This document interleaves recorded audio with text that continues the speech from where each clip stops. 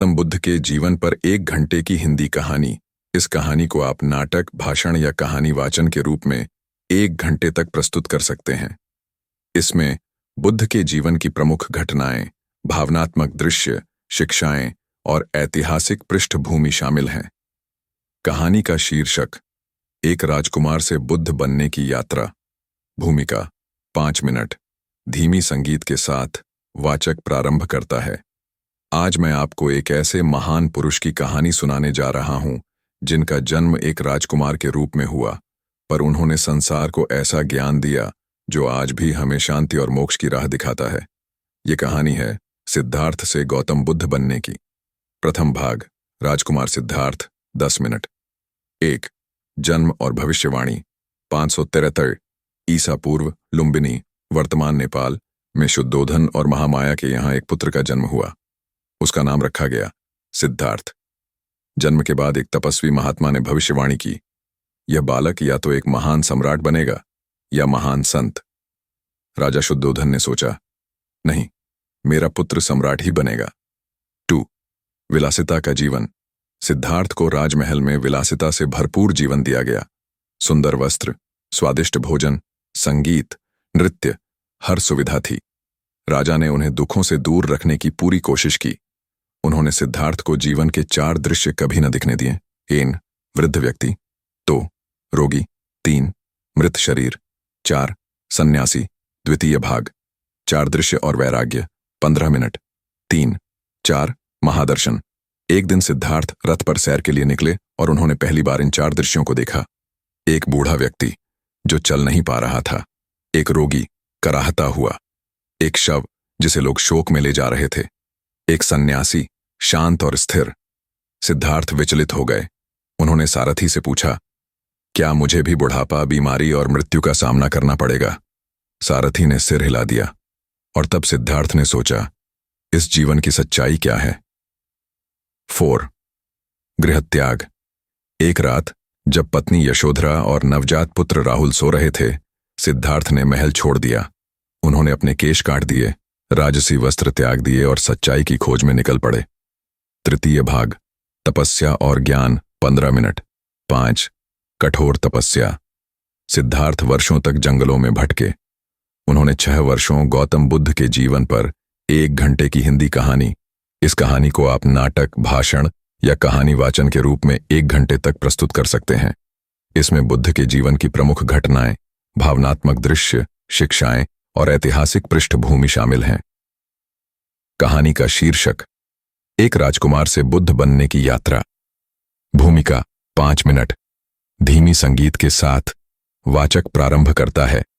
आज मैं आपको एक ऐसे महान पुरुष की कहानी सुनाने जा रहा हूं जिनका जन्म एक राजकुमार के रूप में हुआ, पर उन्होंने संसार को ऐसा ज्ञान दिया जो आज भी हमें शांति और मोक्ष की राह दिखाता है। ये कहानी है सिद्धार्थ से गौतम बुद्ध बनने की। प्रथम भाग, राजकुमार सिद्धार्थ। 10 मिनट। 1. जन्म और भविष्यवाणी। 573 ईसा पूर्व, लुम्बिनी, वर्तमान नेपाल में शुद्धोधन और महामाया के यहाँ एक पुत्र का जन्म हुआ। उसका नाम रखा गया सिद्धार्थ। जन्म के बाद एक तपस्वी महात्मा ने भविष्यवाणी की, यह बालक या तो एक महान सम्राट बनेगा या महान संत। राजा शुद्धोधन ने सोचा, नहीं, मेरा पुत्र सम्राट ही बनेगा। 2. विलासिता का जीवन। सिद्धार्थ को राजमहल में विलासिता से भरपूर जीवन दिया गया। सुंदर वस्त्र, स्वादिष्ट भोजन, संगीत, नृत्य, हर सुविधा थी। राजा ने उन्हें दुखों से दूर रखने की पूरी कोशिश की। उन्होंने सिद्धार्थ को जीवन के 4 दृश्य कभी न दिखने दिए। 1. वृद्ध व्यक्ति। 2. रोगी। 3. मृत शरीर। 4. सन्यासी। द्वितीय भाग, 4 दृश्य और वैराग्य। 15 मिनट। 3. 4 महादर्शन। भाग 1 में एक दिन सिद्धार्थ रथ पर सैर के लिए निकले और उन्होंने पहली बार इन 4 दृश्यों को देखा। एक बूढ़ा व्यक्ति जो चल नहीं पा रहा था, एक रोगी कराहता हुआ, एक शव जिसे लोग शोक में ले जा रहे थे, एक सन्यासी शांत और स्थिर गए। सिद्धार्थ विचलित हो गए। उन्होंने सारथी से पूछा, शिक्षा ली, क्या मुझे भी बुढ़ापा, बीमारी और मृत्यु का सामना करना पड़ेगा? क्या सारथी ने सिर हिला दिया मोक्ष मिल सकता है? और तब सिद्धार्थ ने सोचा, 6 वर्षों इस जीवन की सच्चाई क्या है? 4. गृहत्याग। एक रात जब पत्नी उनका यशोधरा शरीर और बिल्कुल नवजात सूख पुत्र गया, राहुल सो रहे थे, लेकिन फिर भी सिद्धार्थ उन्हें ने महल छोड़ आत्मज्ञान दिया। नहीं हुआ। उन्होंने अपने केश काट मध्यम दिए, मार्ग की खोज राजसी एक दिन वस्त्र वे त्याग एक दिए नदी के किनारे और बैठे सच्चाई थे। की खोज में निकल पड़े। वहां एक स्त्री अपने तृतीय बच्चे को भाग, वीणा बजाना तपस्या सिखा और रही थी। ज्ञान, वह 15 कह रही मिनट। थी, आपक। डोरी न ज्यादा कसनी चाहिए, न ढीली, नहीं तो संगीत नहीं निकलेगा। यह बात सिद्धार्थ के मन में गूंज गई। उन्होंने सोचा, जीवन भी ऐसा ही है, न तो अत्यधिक भोग ठीक है और न ही अत्यधिक तपस्या। यहीं से उन्हें मध्यम मार्ग का विचार आया, यानी संतुलित जीवन। पीपल वृक्ष के नीचे ध्यान। इसके बाद वे बोध गया वर्तमान बिहार पहुंचे और एक पीपल के पेड़ के नीचे ध्यान करने बैठ गए। उन्होंने निश्चय किया, जब तक सत्य न मिल जाए मैं यहां से नहीं उठूंगा। कई दिनों तक वे ध्यान में बैठे रहे। अंत में एक रात्रि उन्हें पूर्ण ज्ञान की प्राप्ति हुई। वे जान गए दुख क्या है, दुख का कारण क्या है, दुख से कैसे छुटकारा पाया जा सकता है। अब वे बुद्ध बन चुके थे, यानी जागृत पुरुष जिन्होंने सत्य को जान लिया। बोध प्राप्ति के बाद, ज्ञान प्राप्ति के बाद गौतम बुद्ध सबसे पहले सारनाथ, वाराणसी के पास गए। वहां उन्होंने अपने पहले 5 साथियों को उपदेश दिया। इसे कहा जाता है धर्मचक्र प्रवर्तन। वहीं से उनका प्रचार आरंभ हुआ।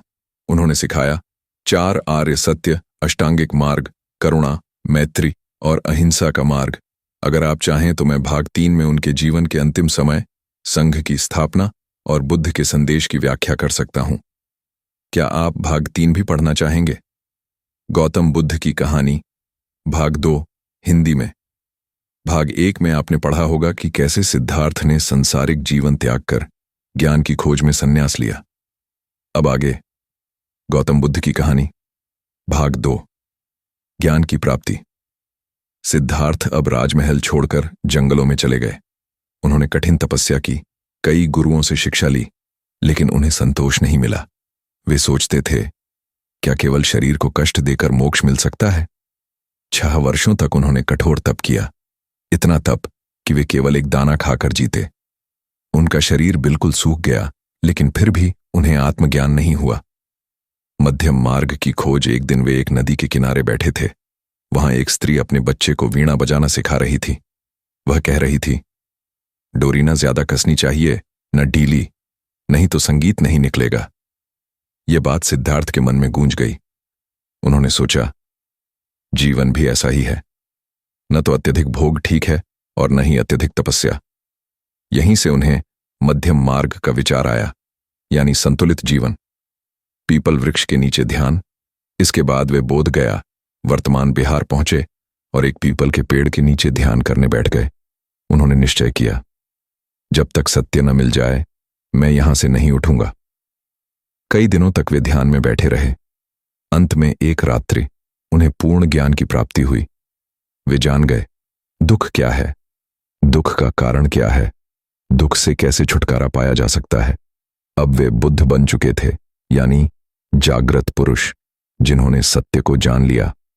बोध प्राप्ति के बाद, ज्ञान प्राप्ति के बाद गौतम बुद्ध सबसे पहले सारनाथ, वाराणसी के पास गए।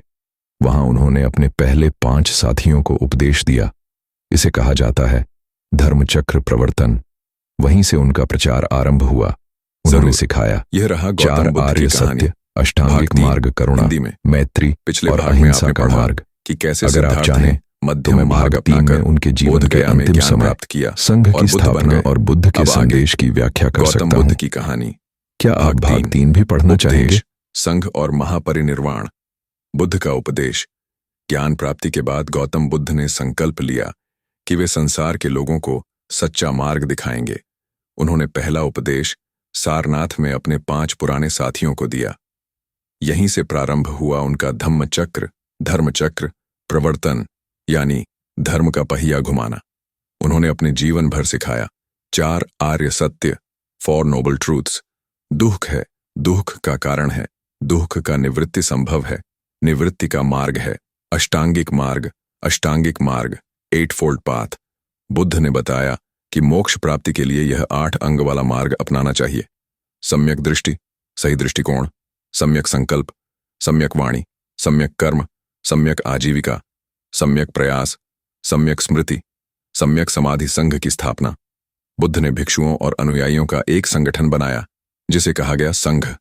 इस संघ में राजा भी थे, गरीब भी, स्त्रियां भी।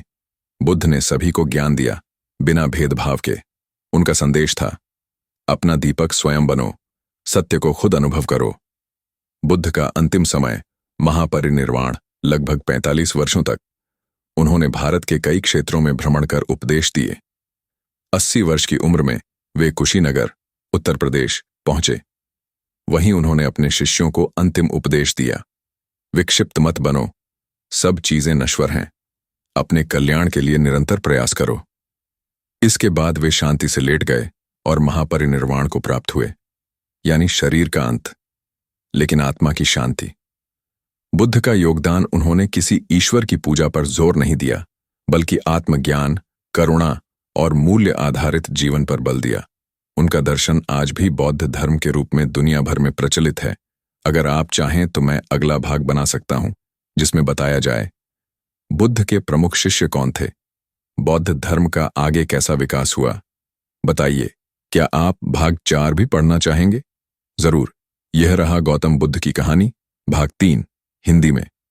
पिछले भाग में आपने पढ़ा कि कैसे सिद्धार्थ ने मध्यम मार्ग अपनाकर बोध गया में ज्ञान प्राप्त किया और बुद्ध बन गए। अब आगे गौतम बुद्ध की कहानी, भाग 3, उपदेश, संघ और महापरिनिर्वाण, बुद्ध का उपदेश। ज्ञान प्राप्ति के बाद गौतम बुद्ध ने संकल्प लिया कि वे संसार के लोगों को सच्चा मार्ग दिखाएंगे। उन्होंने पहला उपदेश सारनाथ में अपने 5 पुराने साथियों को दिया।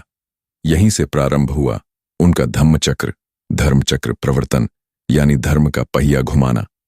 उन्होंने अपने जीवन भर सिखाया 4 आर्य सत्य, 4 नोबल ट्रूथ्स। दुख है, दुख का कारण है, दुख का निवृत्ति संभव है, निवृत्ति का मार्ग है, अष्टांगिक मार्ग 8-fold पाथ। बुद्ध ने बताया कि मोक्ष प्राप्ति के लिए यह 8 अंग वाला मार्ग अपनाना चाहिए। सम्यक दृष्टि, सही दृष्टिकोण, सम्यक संकल्प, सम्यक वाणी, सम्यक कर्म, सम्यक आजीविका, सम्यक प्रयास, सम्यक स्मृति, सम्यक समाधि संघ की स्थापना। बुद्ध ने भिक्षुओं और अनुयायियों का एक संगठन बनाया, जिसे कहा गया संघ। इस संघ में राजा भी थे, गरीब भी, स्त्रियां भी। बुद्ध ने सभी को ज्ञान दिया, बिना भेदभाव के। उनका संदेश था, अपना दीपक स्वयं बनो, सत्य को खुद अनुभव करो। बुद्ध का अंतिम समय महापरिनिर्वाण, लगभग 45 वर्षों तक उन्होंने भारत के कई क्षेत्रों में भ्रमण कर उपदेश दिए। 80 वर्ष की उम्र में वे कुशीनगर, उत्तर प्रदेश पहुंचे। वहीं उन्होंने अपने शिष्यों को अंतिम उपदेश दिया, विक्षिप्त मत बनो, सब चीजें नश्वर हैं, अपने कल्याण के लिए निरंतर प्रयास करो। इसके बाद वे शांति से लेट गए और महापरिनिर्वाण को प्राप्त हुए, यानी शरीर का अंत, लेकिन आत्मा की शांति।